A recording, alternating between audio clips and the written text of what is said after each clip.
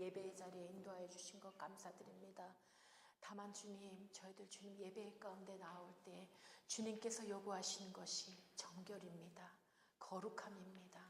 아버지, 성결함입니다. 아버지 하나님, 저희들 그러한 모습으로 나왔는지 아버지 하나님, 저희들 주님 다시 한 번 더 돌아보게 하시고, 행여나 주님, 주님께서 이 시간 임재하시기에 주님, 저희들 그 임재를 맡고 있는 아버지, 우리의 죄악됨이 있진 않은지, 아버지 하나님, 내가 오늘 하루 가운데 아버지 한 말로써 주님 범죄한 건 없는지, 아버지 생각으로서 범죄한 건 없는지, 아버지 내 행위로서 누군가를 미워하거나 아버지 하나님 범죄한 건 없는지, 아버지 이 시간 주님 다시 한 번 더 주님 앞에 우리의 죄악들을 고백하고, 주님 오로지 저희들 의지할 것 주의 보혈밖에 없음을 고백합니다. 주님의 보혈로 다시 한 번 더 우리의 아버지 하나님 죄악됨을 씻어주시옵시고, 이 시간 주님 정결함 가운데 주님 만날 수 있는 예배의 자리 되게 하여 주옵소서. 주님이 임재하시기에 부족함이 없는 거룩한 성도들로 이 자리에 주님 품어주시옵시고, 아버지 하나님 그렇게 주님의 말씀을 우리 가운데 담아주시옵소서.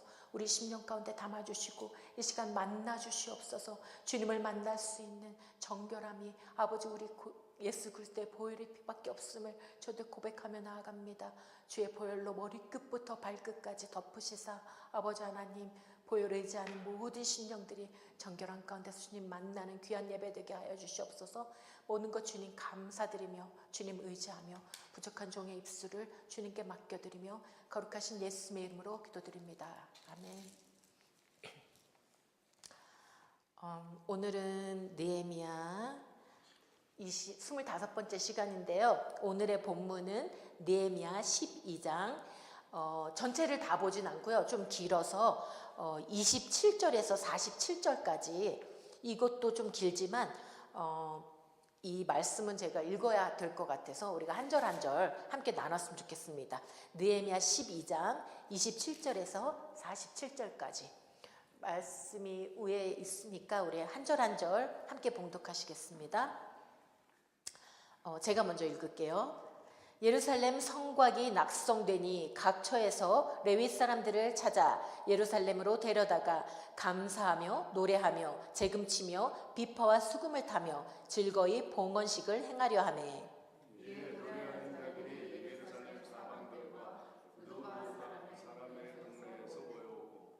또 벳길갈과 게바와 아스마웻들에서 모여왔으니 이 노래하는 자들은 자기를 위하여 예루살렘 사방에 동네를 세웠습니다. 제사장들과 레위 사람들이 몸을 정결케 하고 또 백성과 성문과 성을 정결케 하니라.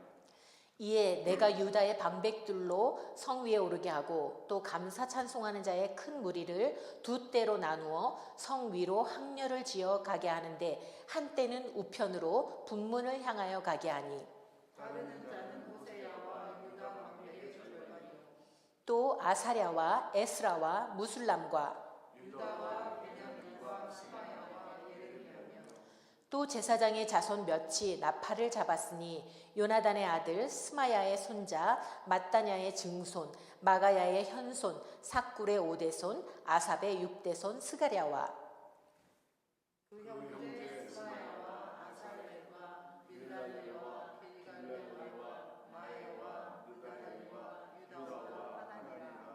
다 하나님의 사람 다윗의 앞길을 잡고 학사의 스라가 앞서서 샘문으로 말미암아 전진하여 성으로 올라가는 곳에 이르러 다윗성의 층계로 올라가서 다윗의 궁 윗길에서 동향하여 수문에 이르렀고, 감사 찬송하는 다른 때는 저희를 마주 진행하는데 내가 백성의 절반과 더불어 그 뒤를 따라 성으로 향하여 풀무망대의 길로 성 넓은 곳에 이르고, 에브라임 문 위로 말미암아 옛문과 어문과 하나넬 망대와 한메아 망대를 지나 양문에 이르러 감옥문에 그치매, 이에 감사 찬송하는 군대와 나와 민정의 절반은 하나님의 전에 섰고, 제사장 엘리야김과 마아세야와 미냐민과 미가야와 엘요에네와 스가랴와 하나냐는 다 나팔을 잡았고, 또 마아세야와 스마야와 엘라잘과 우시와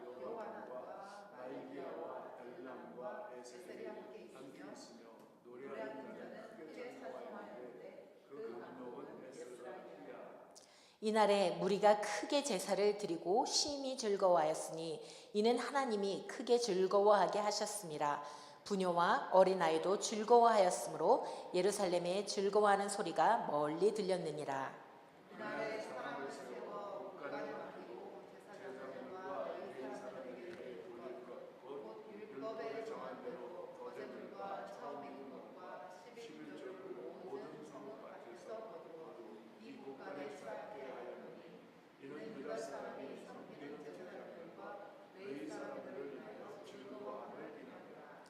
저희는 하나님을 섬기는 일과 결례의 일을 힘썼으며 노래하는 자들과 문지기들도 그러하여 모두 다윗과 그 아들 솔로몬의 명을 쫓아 행하였으니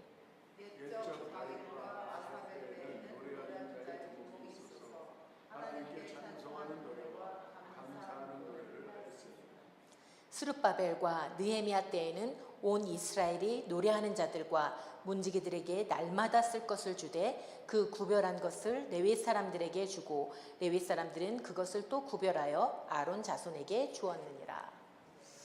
오늘 본문이 좀 긴데요. 이 느헤미야 12장 전반부, 지금 읽지 않았지만 1절부터 27절까지는 다시 한 번 더 레위 사람들과 제사장의 계보 그 제사장들의 이름들을 쫙 나열한 앞부분은 그 이름들이 나열됐어요. 그리고 27절부터 이 마지막 절까지는 뭐냐면 성벽 봉헌식을 하는 거예요.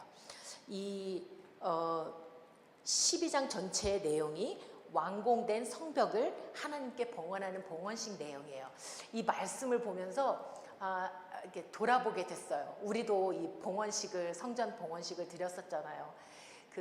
정말 그 불탔을 때는 진짜 절망이었고 좌절이었고 앞이 캄캄했었고 정말 그런 순간 그 과정 속에서도 또 이 성전이 건축되어지는 과정 속에서도 정말 부딪힘도 많았고 정말 사기친 사람도 있었고 성전을 향한 사기친 사람도 있었고 여러 가지 우여곡절 끝에 성전이 다 완성돼서 정말 수많은 목사님들과 막 성도님들 오셔서 축하해 주시고 덴버의 목사님들 오셔서 축하해 주시고 우리가 진짜 그 감격 그 지나온 과정들을 우리가 다 봤잖아요. 그래서 그 감격 속에서 그 봉헌 예배를 드렸었어요.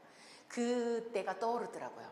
이들이 이 느헤미야와 이 백성들도 동일하게 성전 봉헌식은 아니지만 이 성벽 봉헌식이지만 지금 우리가 느헤미야 강해를 나눴듯이 이들에게도 수많은 방해 도비아와 산발랏의 방해, 수많은 대적들의 방해 속에서 또 어려움 가운데 재정적으로 큰 기근 속에서 이 사람들이 정말 자녀들을 막 종으로 팔아야 하고 그런 어려운 과정들을 지나면서 그리고 정말 또 하나님 앞에 범죄해서 이방인들을 또 아내로 맞아서 범죄도 했었고 그리고 학사 에스라를 통해서 그가 율법을 다시 낭독하면서 깨우쳐 줬을 때 하나님 앞에 철저하게 회개하고 그렇게 다시 하나님 붙들고 눈물로 회개하고 서서 이 성벽 이 봉헌식을 올리는 장면이에요.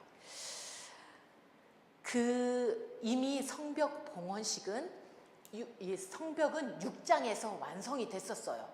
6장에서 이미 완성을 했는데 바로 봉헌식을 올려드리지 못했어요. 왜냐하면 지난 시간에도 말씀을 나눴듯이 성은 큰데 이 성은 거대한데 거민이 희소했대요. 성 안에서 살고 싶어하는 거민들이 별로 없었어요. 성을 지켜야 하는데 이 성전을 지킬 수 있는 이 성 안에 사는 사람들이 너무 희소했기 때문에 이 백성들을 재배치하는 지난 시간에 나눴던 백성들을 재배치해서 성의 10분의 1은 성 안에 10분의 9는 성 밖에 이렇게 재배치하고 그런 재배치도 필요했고 그리고 또 여전히 대적들의 그런 대적들이 방해하는 그런 것도 있었고 그리고 영적으로 무엇보다도 영적인 각성들 이 백성들을 영적으로 정말 제대로 세운 다음에 그 다음에 하나님 앞에 감사로 올려드리려고 이 느헤미야는 바로 성벽 봉헌식을 올리지 않고 이렇게 그것들이 준비된 다음 지난 시간에 나눴던 성전에 이제 이 성 안에 백성들이 다 재배치되고 그 전 시간에 나눴던 학사 에스라를 통해서 복음이 다시 깨우쳐져서 이 성도들 안에, 이 백성들 안에 영적인 각성이 다 일어나서 저들이 새롭게 마음을 붙잡았을 때, 준비가 되었을 때 이 봉헌식을 드리게 된 거예요. 이미 성전 봉헌식은 에스라서에 보면 에스라 6장에 이미 성전 봉헌식을 드렸어요. 성전을 다 완성하고 그 포로기한 1차, 2차 했던 백성들이 성전을 다 완성해서 봉헌식을 다 드렸고, 그 다음에 3차 귀환한 이 느헤미야와 이 사람들로 인해서 다시 성벽이 재건돼서 성벽 봉헌식을 올리게 된 거예요. 이 성전, 솔로몬이 처음 이 예루살렘 성전을 건축한 게 솔로몬이잖아요. 솔로몬이 성전을 처음 건축하고 나서도 이 성전 봉헌식을 올려드렸었어요. 그리고 그 성전 봉헌식을 한 다음에 여러분들 잘 아실 거예요. 솔로몬이 하나님께 간구한 기도가 있어요. 그 성전 봉헌식 때 하나님 앞에 간구한 기도가 있어요. 상천하지에 하나님을 찬양하며 다윗에게 약속하신 대로 그 다윗 왕국을 영원케 해달라고, 그리고 주의 이름이 있으리라 하신 이전에 항상 주님이, 주의 눈이 항상 이전에 주야로 봐달라고, 주야로 주의 눈이 이전을 봐달라고, 그리고 이곳을 향하여 비는 모든 기도의 소리를 들어달라고, 그렇게 솔로몬이 하나님 앞에 간구했을 때 하나님이 또 응답해 주셨었어요. 그러한 하나님 율법 가운데 너희가 말씀 가운데 제대로 살면, 순종하며 살면, 그렇게 말씀 가운데 살 때 하나님이 그 너희가 이 전을 향하여 비는 모든 기도를 하나님이 들어주실 것이라고 약속을 해주셨어요. 예배를 드리려면 예배를 섬기는 그런 자들이 필요하잖아요. 지금으로 말하면 설교자도 필요하고 앞에 우리 찬양한 찬양팀들도 필요하고, 그렇게 예배 드리기에 앞서서 준비해야 될 것들이, 준비 과정이 필요해요. 이처럼 오늘 이 성벽 봉헌식을 드리기 전에 먼저 이 12장 1절에서 26절까지 초반부에 종교적으로 이 제사장 레위인들의 가계를 조사해서 성전 봉사자들을 준비해요. 성전 봉사자들, 레위인이나 제사장은 하나님이 선택해서 성전의 일을 하기 위해서 따로 선택된 자들이었어요. 제사장들은 제사를 도왔고 레위인들은 찬양과 그리고 곡간, 성전의 곡간을 관리하기도 했어요. 제사장이나 레위인들을 선별해서 하나님께 제사를 드려야 되기 때문에 이 느헤미야는 이 제사장과 레위인들의 이런 계보, 이 이름들이 정확하게 이 이름들이 필요했던 거예요. 왜냐하면 바른 제사를 드리기 위해서, 하나님 앞에 바른 제사를 드리기 위해서 제사장과 레위인들의 계보를 살핀 거예요. 앞부분에. 이게 얼마나 중요한지 여러분들이 잘 아는 그 다윗 왕이 그 법궤를 성전에 올릴 때 실수했던 게 있었잖아요. 제사장들이 메어야 되는데 처음에는 수레로 그렇게 끌고 오다가 우사가 죽는 일이, 그래서 이 법궤가 성전으로 오지 못하고 다른 곳으로 갔었잖아요. 이것처럼 이 동일하게 북이스라엘의 여로보암 왕도 동일한 범죄를 했었어요. 제사는 레위인과 제사장들이 드려야 되는데 이 여로보암이 지난번에 말씀드렸다시피 백성들이 남유다로 갈게 될까봐, 남유다로 갈까봐 그걸 막기 위해서 그냥 아무나 일반 사람들을 제사장으로 세우고, 거기다가 성전은, 예루살렘 성전은 남유다에 있는데 죄송합니다.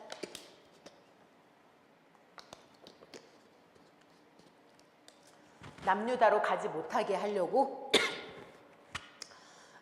송아지 제단을 만들어 놓고 거기서 예배드리게 했고, 절기도 대충 비슷한 날 정해서 그렇게 예배드리게 해서 하나님 앞에 범죄의 길로 들어갔어요.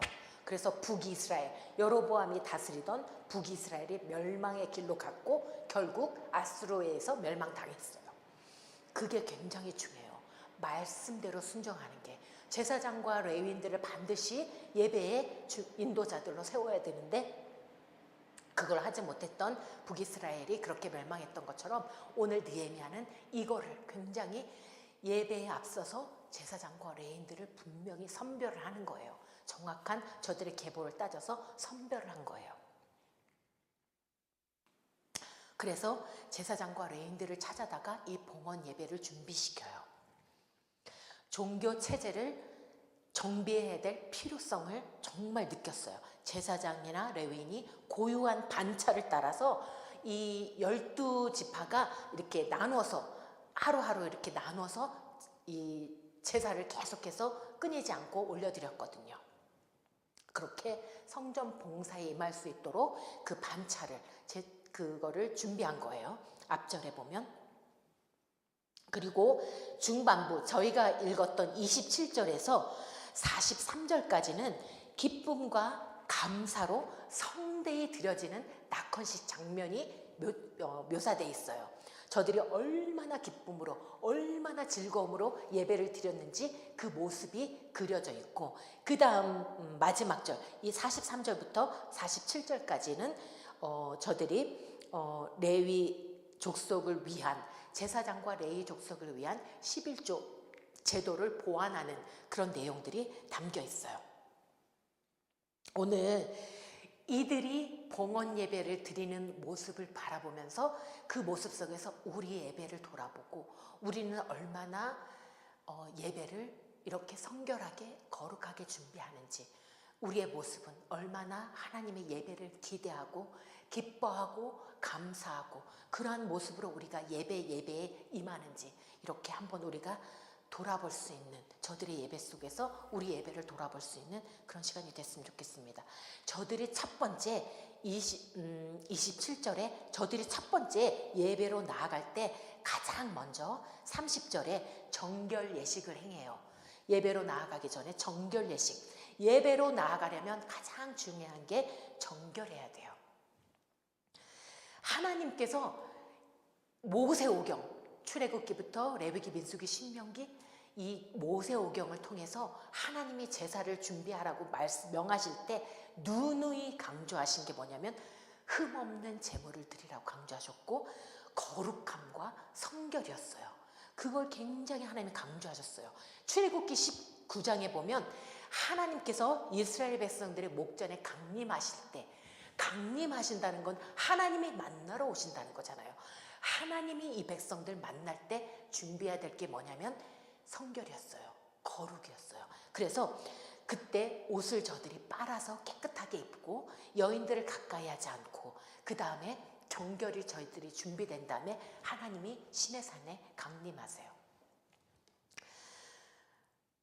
또 민수기 8장 5절에서 11절에 보면, 우리 다 같이 읽으실게요. 5절부터 좀 길지만 5절부터 함께 다 같이 읽게요. 시작. 여호와께서 모세에게 일러 가라사대 이스라엘 자손 중에서 레위인을 취하여 정결케 하라. 너는 이같이 하여 그들을 정결케 하되 곧 속죄의 물로 그들에게 뿌리고 그들로 그 전신을 삭도로 밀게 하고 그 의복을 빨게 하여 몸을 정결케 하고 또 그들로 숫송아지 하나를 번제물로 기름 섞은 고운 가루를 그 소제물로 취하게 하고 그 외에 너는 또 숫송아지 하나를 속죄 제물로 취하고 레위인을 회막 앞에 나오게 하고 이스라엘 자손의 온 회중을 모으고 레위인을 여호와 앞에 나오게 하고 이스라엘 자손으로 그들에게 안수케 한 후에 아론이 이스라엘 자손을 위하여 레위인을 요제로 여호와 앞에 드릴지니 이는 그들로 여호와를 봉사케 하기 위함이라. 봉사자들 뿐만이 아니라 하나님의 예배 가운데 하나님은 임재하시기 원하시잖아요. 만나러 오시는 거거든요. 하나님과 만나려면 죄가 있으면 안 됐어요. 하나님 성결하신 분이고 깨끗하신 분이기 때문에 죄 있는 상태에서 우리가 하나님을 만날 수가 없어요. 하나님이 임재하실 수가 없어요. 그래서 하나님이 이 정결을 굉장히 요구하신 거예요. 거룩함을 요구하신 거예요. 그래서 속죄 제물이 필요했어요. 그런데 우리는 지금 이러한 피의 제사를 드리지 않아도 되잖아요. 하나님이 이미 단번에 끊임없이 드려야 하는 이 제사를 단번에, 단 한 번에 예수 그리스도 독생자를 통해서 모든 우리 죄악의 피를 다 흘리시고 대신 갚아주시고 이 우리의 속죄 제물이 되주셨잖아요.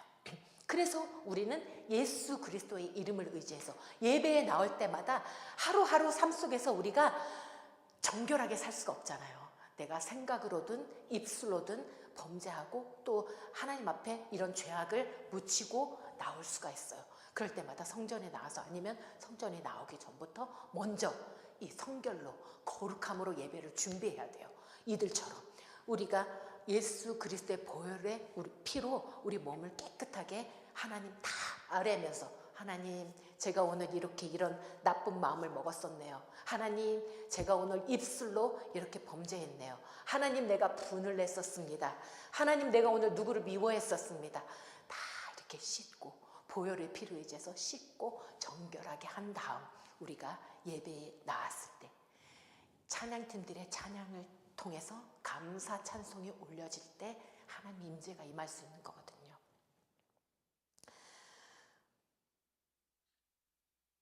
특별히 더 예배팀들은 특별히 더, 모든 예배자들이 동일하지만 특별히 더 예배팀들은 삶 가운데서 거룩함과 정결함을 지키기 위해서 힘써야 돼요. 애써야 돼요. 세상 사람들과 똑같이 화내고 분내고 그렇게 거짓말하고 그런 삶을 우리가 살지 않도록 끊임없이 노력해야 하지만, 그렇게 못할 때마다 지금 말씀드린 대로 먼저 예배에 나오기 앞서 먼저 회개로 하나님 앞에 씻고 예수 그리스도의 보혈로 씻고 나올 수 있어야 돼요. 저들이 씻고 옷을 빨고 그렇게 깨끗하게 정결함으로 나왔던 것처럼 우리도 먼저 씻고 보혈의 피로 씻고 예배 자리에 나올 수 있어야 돼요. 이게 우리 모든 예배자들의 본분입니다. 제사장들과 레위인들 그리고 백성의 몸을 다 정결케 하고 심지어 성곽과 성문까지 다 정결케 했어요. 저들이 정결케 다 하고, 그렇게 오늘 본문에서는 저들이 어떻게 그 성곽과 성문을 정결케 했는지 거행했는지 다루진 않아요. 이 본문에서 나오진 않지만 과거의 율법, 모세오경의 율법 가운데 어떻게 정결의식을 행해야 되는지 다 말씀에 기록이 되어 있거든요. 정결의식을 아마 그 율법에 준해서 준행했을 거예요. 에스라서의 6장에 아까 성전 봉헌식 올렸다고 그랬잖아요. 성전 봉헌식을 할 때도 에스라서 6장 18절에 보면 제사장을 그 분반대로 레위 사람을 그 반차대로 세워 예루살렘에서 하나님을 섬기게 하되 모세의 책에 기록된 대로 하게 하니라. 에스라서에서 성전 봉헌식을 할 때도 모세의 책에 기록된 대로, 모세오경에 기록된 대로, 율법에 기록된 대로 저들이 정결의식을 행했어요. 오늘 느헤미야도 마찬가지. 여기에서 다루진 않았지만 아마 모세오경에 기록된 대로 그 율법대로 그들이 정결의식을 행했을 거예요. 그 성곽과 성문까지. 솔로몬 성전 완공 당시에 성전의 봉헌식만 했었어요. 솔로몬이 성전을 다 이렇게 완공하고 난 뒤에 성전 봉헌식만 했었어요. 성벽 봉헌식은 내용이 없어요. 했다는 내용이. 그런데 오늘 이 느헤미야는 성전 봉헌식은 이미 에스라서에서 1차, 2차 포로 귀환자들이 했는데 불구하고 이 느헤미야는 성곽, 성벽 봉헌식까지 해요. 예루살렘 성벽이 갖는 의미는 성전만큼이나 중요했기 때문에 성벽을 온갖 어려움 속에서 완공케 해주신 그 하나님께 감사하면서 성벽으로 인한 여호와의 보호하심을 믿음으로 신뢰하면서 이 성벽 봉헌식도 하나님께 올려드린 거예요. 솔로몬 왕이 아까도 말씀드렸듯이 적국에게 패했을 때, 가뭄 때, 기근 때, 전염병, 포로됐을 때, 전쟁 시에 이방인을 위해서도 성전을 향하여 부르짖는 대로 이루어 주시고 땅의 만민이, 모든 만민이 주의 이름을 알고 이스라엘처럼 경외하게 해달라고 중보한 마음과 같이 솔로몬이 그렇게 중보했었어요. 성전을 건축하고 나서 봉헌 시에. 그 마음과 같이 이 느헤미야도 여호와의 다스리심과 보호 아래 있음을 고백하면서 외부로부터 그런 보호하기 위해 세운 성벽이에요. 스스로 자기들을 보호하기 위해, 외부로부터 보호하기 위해 세운 성벽이지만 하나님께서 지켜주시지 않으면 소용이 없음을 알기에 성전만이 아닌 이 성벽을 위해서도 봉헌식을 올려드린 거예요. 시편 127편 1절에 보면 다 같이 읽으실게요. 시편 127편 1절. 여호와께서 집을 세우지 아니하시면 세우는 자의 수고가 헛되며 여호와께서 성을 지키지 아니하시면 파수꾼의 경성함이 허사로다. 하나님께서 집을 세우지 않으시면 아무리 우리가 돈을 많이 벌고 아무리 좋은 집을 튼튼하게 지어도 그 수고가 다 헛되다는 거예요.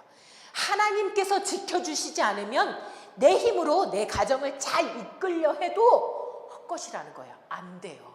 이 세상의 악함 속에서 내 힘으로 내 가정을 잘 이끌려고 해도 자녀들이 말을 안 듣고 속색이고 여러 가지 문제, 재정적인 문제들도 생길 수도 있고 여러 가지 건강의 문제들도 생길 수도 있고 아무리 내가 이 가정을 세우려고 해도 하나님께서 지켜주시지 않으면 소용없다는 거예요.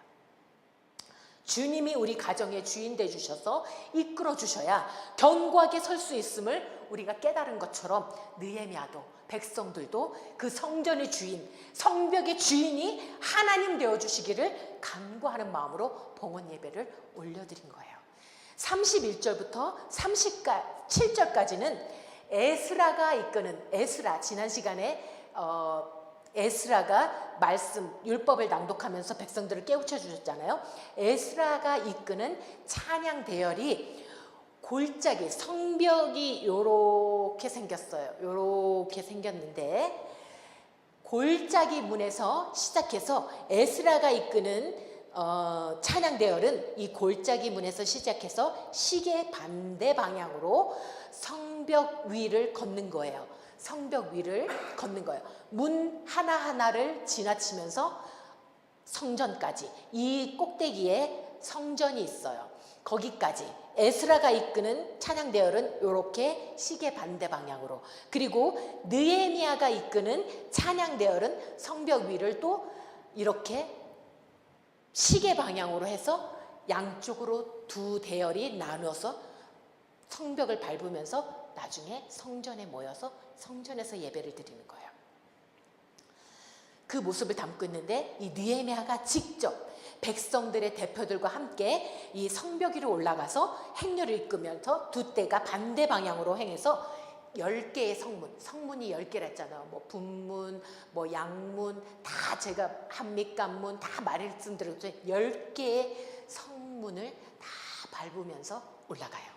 마치 땅밟기를 하면서 성문 하나하나를 지나면서 그 성벽을 통한 하나님의 보호를 의뢰하면서 걸었던 거예요. 이 문 하나하나, 하나님, 이 문, 분문, 또 양문, 다 골짜기 문부터 하나님 이 문 하나하나 밟아가며 지켜주세요, 보호해주세요 라고 기도하면서 그 문들을 저들이 밟았던 거예요. 정결의식 다음으로 나가는 것이 찬양이에요. 저들이 이 성문을 밟으면서 감사 찬양으로 예배의 문을 열어요. 예배의 문을 감사 찬양으로 열어요. 시편 100편 4절에 보면 감사함으로 그의 문에 들어가며 찬송함으로 그의 궁정에 들어가서 그에게 감사하며 그의 이름을 송축할지어다.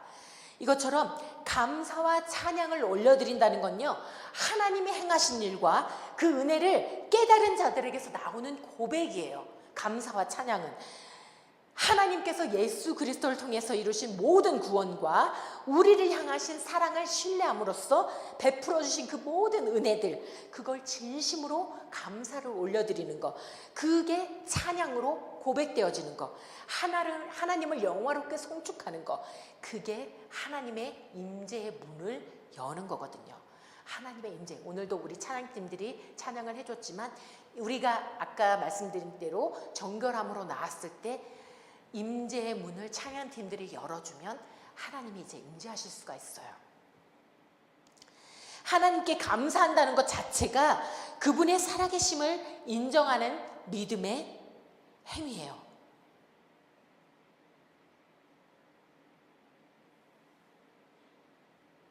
예배의 감격을 잃어버린다는 게 자체가 뭐냐면 감사를 잃어버리는 거예요.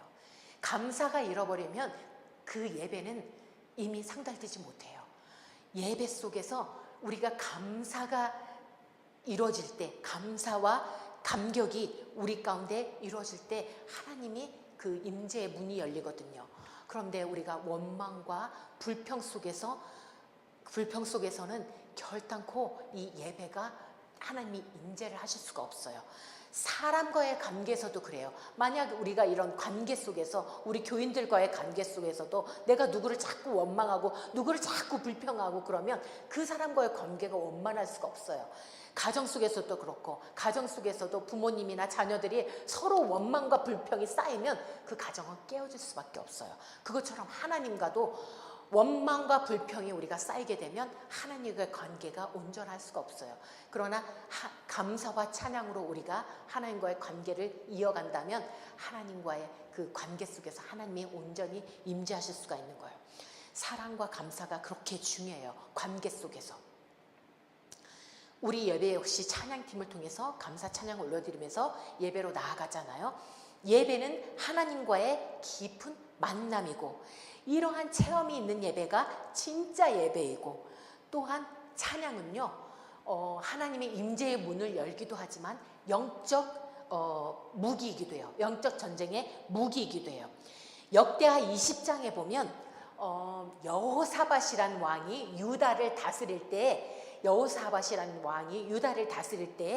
암몬과 모압이 연합해서 쳐들어와요.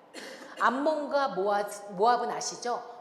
롯이 그 소돔과 고모라 성을 멸할 때 롯이 도피해서 굴에서 피해 있을 때 그 딸들과, 첫째 딸과 둘째 딸과 관계를 해서 낳은 자손이 암몬과 모압이에요. 이 두 암몬과 모압이 연합을 해서 유다 땅을 치러 온 거예요.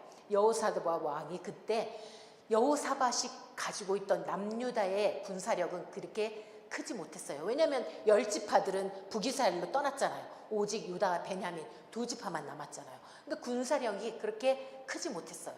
그러니까 그 힘으로는, 자기 힘으로는 도저히 이 연합군을 이길 수가 없어요. 그래서 그때 여호사밧이 고백했던 거 뭐냐면, 나는 오직 주만 바라보나이다, 이렇게 고백했어요. 오직 주만 바라보나이다 고백하면서 하나님 전적으로 신뢰하고 그 군대에, 자기의 미약한 군대 앞에 찬양대를 세워요. 찬양복을 다 입히고 찬양대를 세운 다음에 찬양을 하면서 그 전쟁에 나가요. 이미 적군은 칼과 창을 가지고 저 앞에 딱 진열하고 대기하고 있어요. 적군이 보는데 이 여호사밧 왕과 유다 군인들이 찬양하면서 나오는 거예요. 찬양대가 나오는 거예요. 아무것도 무기를 가지지 않은 찬양대가 찬양하면서 나오는 거예요. 적들이 볼 때는 한심하고, 쟤네들 도대체 뭐 하는 거야? 저 녀석들 뭐 하는 거야? 이렇게 말할 정도, 의아해할 정도로 그런 모습으로 나아가요. 그때 하나님이 복병을 두셔서, 하나님이 어떻게 하셨냐면 연합군끼리, 자기들끼리 싸워서 그 전쟁에서 패해요. 그래서 얼마나 그 연합군들이 많이 몰려왔었냐면, 그들이 다 스스로 자기들끼리 싸워서 죽은 다음에, 전멸을 한 다음에 그 전리품을 거두는데 3일이 걸릴 정도로 전리품을 어마어마하게 거둬들였거든요. 그 정도로 하나님이 큰 승리를 거두게 하세요. 찬양은 이렇게 영적 무기이기도 해요. 그 모든 행진을 마친 후에 이 무리들이 이렇게 반대 방향으로 서로 이제 성전에서 만나서 하나님께 크게 제사를 드리고 심히 즐거워했다고 그래요. 이 성벽 봉헌식이 얼마나 감사와 기쁨과 감격의 제사였는지 하나님이 크게 즐거워하게 하셔서, 43절의 말씀이에요. 이날에 심히 즐거워하는 소리가 멀리까지 들렸대요. 얼마나 저들이 즐거워하는 소리를 크게 냈는지, 그 기쁨이 넘쳤는지 멀리까지 그 소리가 들렸대요. 이 즐거움과 기쁨을 하나님이 주셨대요. 하나님이 즐거워하게 하셔서 하나님이 주신 거예요. 감사와 찬양으로 하늘의 문을 열게 되면 하나님의 임재가 있어요. 하나님의 임재 속에 나타나는 현상이 즐거움이고 기쁨이에요. 시편 16편 11절에 보면, 16편 11절에 보면 우리 다 같이 읽으실게요. 주께서 생명의 길로 내게 보이시리니 주의 앞에는 기쁨이 충만하고 주의 우편에는 영원한 즐거움이 있나이다. 주의 앞에는 주님이 임재하니까 주님 안에 있는 기쁨이 그대로 우리 가운데 채워지고 그 즐거움이 채워지는 거예요. 요한복음 15장 11절의 말씀에 보면 지금까지는 너희가 내가 이것을 너희에게 이름은 내 기쁨이 너희 안에 있어 너희 기쁨을 충만하게 하려 함이니라. 하나님의 기쁨이 우리 안에 충만케 되는 것. 그리고 요한복음 16장 24절의 말씀 보면 지금까지는 너희가 내 이름으로 아무것도 구하지 아니하였으나 구하라 그리하면 받으리니 너희 기쁨이 충만하리라. 느헤미야 8장, 지난 시간에 우리가 나눴던 8장에서 백성들이 학사 에스라를 통해서 율법의 말씀을 들었을 때 저들이 통곡을 하며 울었어요.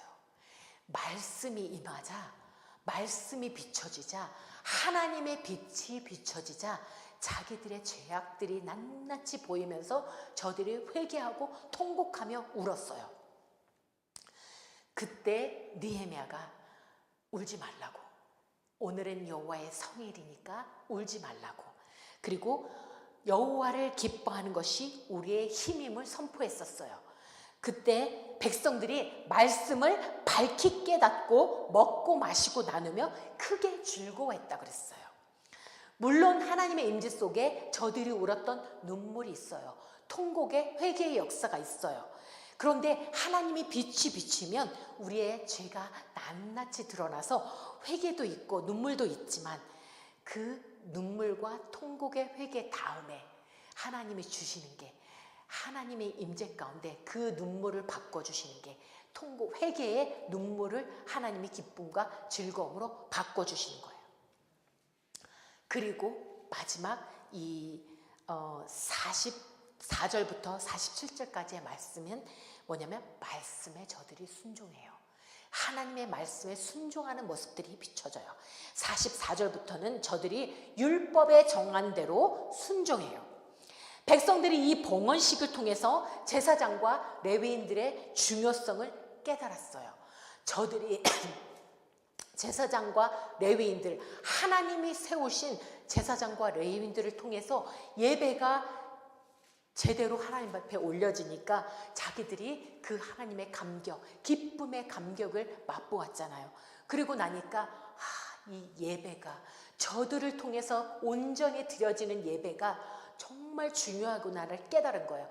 제사장과 레위인이 중요함을 깨달았어요. 그러니까 저들이 그 전에는, 이전에 저들이 포로로 끌려가기 전엔 뭐 했냐면 하나님 앞에 예물을 제대로 드리지 않았어요.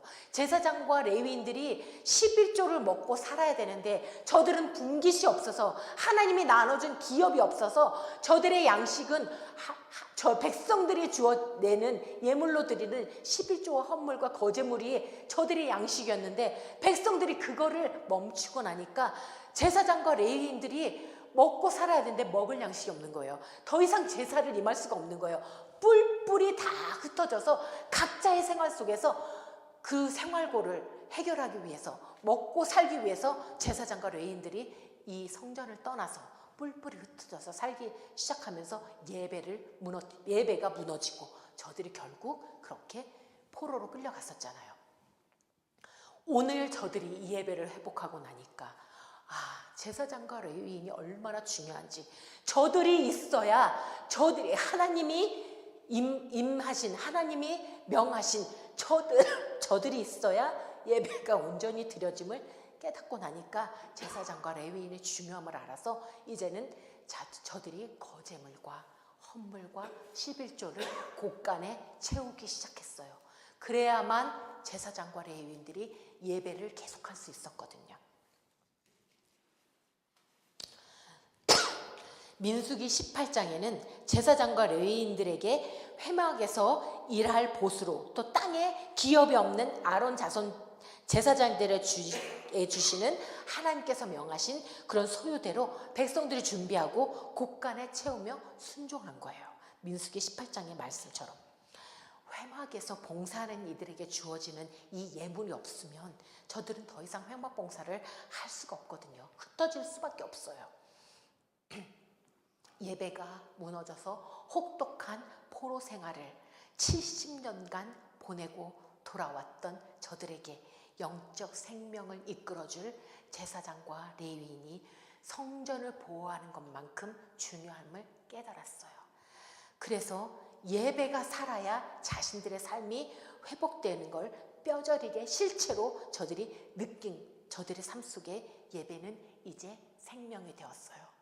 예배는 생명이 되었어요. 우리 교회의 표어처럼 예배를 회복하면 삶이 회복된다는 그 표어처럼 저들이 이제 예배가 생명이 됨을 깨달았어요. 희생 제사가 중지되면 영적 기갈 상태에 빠지고 그렇게 성직자의 필요성이 절대시됐던 거예요. 오늘 이 느헤미야와 이 백성들이 성벽 봉헌 예배를 통해서 회복한 저들의 영적인 생기, 그리고 깊어진 하나님과의 그런 교제의 모습, 정말 저들이 하나님의 임재 속에서 맛본 기쁨과 즐거움, 정말 멀리까지 들릴 정도로 그 기쁨과 즐거움을 저들이 맛보았기 때문에 우리 삶에도 이 예배의 자세, 이 예배의 삶의 그런 중요성이 그대로 적용되어질 수 있는 우리 예배가 되기 원하고요. 저들이 예배를 인도하는 예배자들이 거룩함과 정결로 준비되었던 것처럼 우리도 예배에 나올 때 다시 한 번 더 어떻게 보면 좀 소홀해졌을 수 있어요. 우리가 예배를 나오는 그 삶의 자세가 그게 준비되어지지 않고 성결이 준비되어지지 않는 상태에서 예배에 임할 수 있어요. 그러나 오늘 우리가 다시 한 번 더 이 봉헌식을 통해서 다시 한 번 더 우리가 이 예배를 깨닫고 먼저 나오기 전에, 하나님 앞에 나오기 전에, 아니면 나옴과 동시에 먼저 엎드려서 이 기도가 있어야 돼요.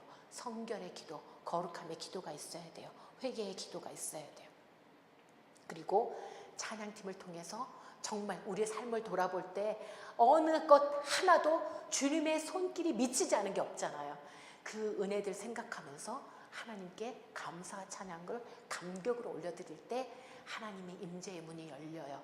그런 예배, 그렇게 또 저들이 성문 하나하나 성벽 위를 밟으면서 하나님을 의지하면서 문 하나하나를 하나님을 의지하면서 걸었던 그 성벽처럼 우리 삶 속에도 우리가 하나하나 낱낱이 우리 가정, 사업, 자녀들, 직장, 우리 주위의 모든 잃어버린 영혼들 하나하나 밟은 것처럼 하나하나를 하나님 앞에 아뢰면서 그렇게 하나님께 기도로 또 하나님께 의뢰할 수 있는, 올려드릴 수 있는 그런 우리가 기도로 준비되어져야 되고, 실질적인 삶의 재정적인 문제가 저들이 풍부해서 곳간을 채운 게 아니에요. 여전히 저들은 어려움 가운데 있지만, 부족한 가운데 있지만 저들이 예배의 중요성, 예배가 살아야 자기네들의 삶이 회복된다는 걸 깨달았기 때문에 저들이 어려움 가운데서도 먼저 제사장과 레위인들에게 그들의 분깃을 11조와 거제물을 곳간에 채울 수 있었던 것처럼 여전히 우리 삶 속에서 내가 11조를 드리는 자세, 예물을 드리는 자세가 내가 다른 거 필요한 거 삶 속에서 다 떼내고 나머지를 드리는 게 아니고 하나님께 먼저 이게 준비가 돼서 하나님께 내가 먼저 예물을 드렸을 때 내 예배가 온전히 상납되어지고 그 예배가 제대로 세워졌을 때 하나님이 우리 삶에 모든 걸 해결해 주시는 거예요. 삶이 회복되는 거예요. 이 백성들이 그걸 깨달았기 때문에 어려움 가운데서도 먼저 하나님의 곳간을 채울 수 있었던 거예요.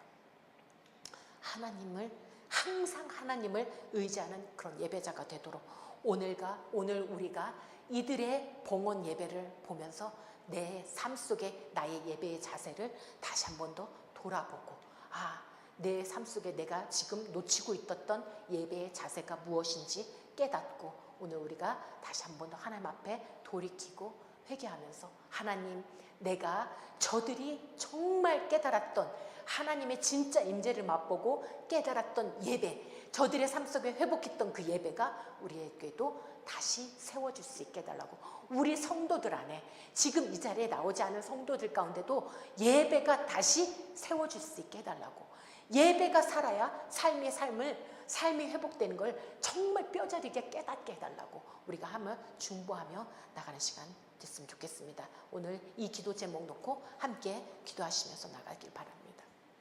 다 같이 기도하시겠습니다.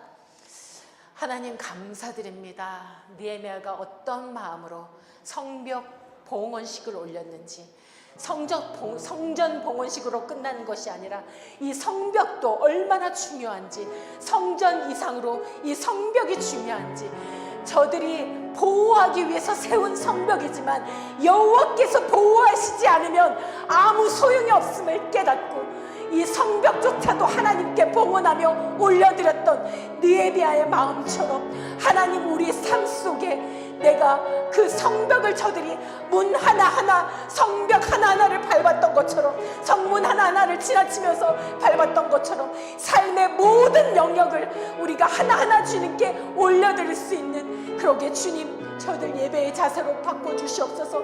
먼저 저들이 성결함으로 주님 앞에 나갔던 그 성결을 우리가 회복하기 원합니다. 그 거룩함을 회복하기 원합니다. 우리가 그냥 아무런 마음의 자세도 아무런 행위도 아버지 하나님 저희들 갖지 않고 여전히 그 죄악을 품은 채로 여전히 내가 하루 동안 입술로 마음으로 범했던 그 죄악을 그대로 가지고 나와서 예배의 자리에 앉아서 찬양을 올려드린 것이 아니라 하나님 먼저 예배 드릴 자세로 나오기 전에, 예배의 자리에 나오기 전에 아버지 우리가 하루 동안 한 주 동안 주님 앞에 범했던 그 모든 죄악들 회개함으로 깨끗이 씻어내므로 예수 그리스도의 보혈로 씻어내므로 정결함 가운데 예배의 자리로 나올 때 우리의 찬양이 온전히 하나님께 올려드려지고 하나님이 임재하실 수 있는 하늘의 문이 열릴 수 있도록 아버지 하나님 우리의 죄가 행여나 우리의 죄악 하나가 그 예배를 방해하지 않도록, 우리의 죄악 하나가 주님의 임재를 방해하지 않도록 정결함 가운데 주님 우리 예배가 다시 세워지기를 간절히 원합니다. 아버지 하나님 저들이 감사와 찬양으로 정말 그 성벽 하나하나를 아버지 하나님 성문 하나하나를 지나치면서 최고의 감사와 찬양으로 하나님이 이루어주신 그 모든 일들을 돌아보며 그 모든 포로 생활 속에서 실수했던 거, 범죄했던 거 아버지, 그러나 하나님 다시 돌아오게 하셔서 성전과 성벽을 새로 세우게 하신 그 하나님의 은혜에 감사드리며 자신들의 모든 것을 다해서 주님께 예배로 감격으로 올려드렸던 저들의 예배처럼 하나님 우리 삶 속에서 감사와 찬양이 끊이지 않게 하여 주시옵소서. 멈추지 않게 하여 주시옵소서. 비록 내 생활 속에서는 아버지 어려움이고 곤란이고 아버지 힘든 일이 있지만, 지치고 아버지 어려운 일이 있지만, 그럼에도 우리가 원망과 불평은 주님과의 관계를 아버지 하나님 막습니다. 주님의 임재를 막습니다. 아버지 하나님 감사와 찬양이 끊이지 않는, 멈추지 않는 우리 성도들 다 될 수 있도록 이 어려움 속에서도 감사와 찬양을 올려드릴 때 주님이 우리 삶 가운데 임재하셔서 우리의 삶을 회복해 주십니다. 기쁨과 즐거움이 넘쳐나는 삶으로 회복해 주십니다. 오늘 저들의 봉헌 예배가 아버지 하나님 앞으로 우리 삶 속에서 드려지는 모든 예배들이 그렇게 바뀔 수 있도록 주님 축복하여 주시옵소서. 우리 성도들에게도, 이 자리에 없는 우리 성도들에게도 주님 동일하게 이 살아있는 주님 예배가 회복되어지게 하여 주시옵소서. 아버지 하나님 참으로 주님을 만나는 예배의 감격 속에서 살아있는 주님과의 만남이 있는 그러한 예배들 회복할 수 있는 우리 온 성도들 다 될 수 있도록 주님 축복하여 주시옵소서. 아버지 하나님 저들이 마음을 다해서 정말 비록 어렵고 힘들지만 마음을 다해서 주님 제사장들과 레위인을 위하여서 저들이 말씀에 순종했던 것처럼 아버지 하나님 저희들 삶 속에 말씀에 주님 주어주시는 그 말씀에 순종하며 나갈 수 있는 우리 성도들 되기 원합니다. 그렇게 주님 우리 예배가 먼저 회복되어져야 아버지 하나님 우리 삶이 회복됨을 정말 뼈저리게 느낄 수 있는 우리 이 시간 되길 원합니다. 우리 삶 속에서 예배가 무너지면 우리 삶도 무너지듯이 아버지 내 힘으로 내 가정 지킬 수 없고 내 힘으로 내 사업체 지킬 수 없음을 다시 한 번 더 고백하며 주님 의지합니다. 아버지 모든 영역 밟으며 내 가정, 학교, 직장, 자녀들 주님 다시 한 번 더 주님께 올려드리며 주님 그렇게 땅 밟기를 하듯이 아버지 이 모든 영역들을 주님께 올려드리며 저희들 간구하며 나아갑니다. 아버지 하나님 그렇게 우리가 주님 예배를 회복할 때 주님 우리의 삶의 회복도 아버지 우리 온 성도들의 삶의 회복도 주님 이루어 주실 줄 믿습니다. 아버지 하나님 오늘 주님 이 말씀을 통하여서 아버지 성벽 봉헌식을 통하여서 아버지 다시 한 번 더 무너져 있던 우리 삶의 아버지 예배가 다시 정결하게 세워질 수 있는 우리 온 세계 성격교회 성도들 되게 하시고 이 말씀을 듣는 모든 예배자들 되게 하여 주시옵소서. 아버지 그렇게 주님 앞에 정결함 가운데 다시 예배에 나아가는 모든 예배자들 다 되게 하여 주시옵소서. 주님 참으로 감사드립니다. 아버지 하나님 참으로 감사드립니다.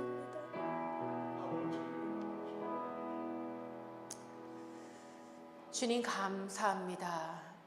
어떻게 보면 정말 우리 예배도 보이지 않지만 무너져 있었는지 모릅니다.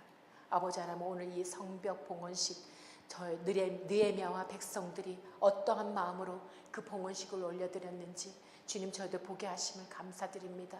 주님 그렇게 저희들 마음도 회복되게 하시고 진정한 주님 예배 속에서 우리가 거룩함과 정결함 속에서 나아가는 그 예배를 통하여서 우리의 감사와 찬양이 주님께 온전히 올려드릴 때 주님 하늘 문을 여시고 임재의 문이 열리고 주님의 임재하셔서 정말 우리 삶에 내 삶은 변하지 않아도 주님 내 삶 속에 진정한 기쁨과 즐거움으로 바뀔 수 있는 주님의 임재 가운데 주어지는 그 즐거움과 기쁨을 맛볼 수 있는 우리 예배자들 다 될 수 있도록 주님 축복하여 주시옵소서. 저들이 말씀에 순종했던 것처럼 아버지 하나님 순종으로 말씀을 듣는 것으로 끝나는 우리 성도들 다 되지 않게 하시고 아버지 하나님 우리가 순종으로 이어져서 정말 우리 삶 속에서도 동일한 주님 삶이 회복되어지는 예배가 회복되어서 삶이 회복되어지는 우리 성도들 다 될 수 있도록 주님 축복하여 주시옵소서. 이 시간 귀한 말씀으로 우리 영을 깨우시고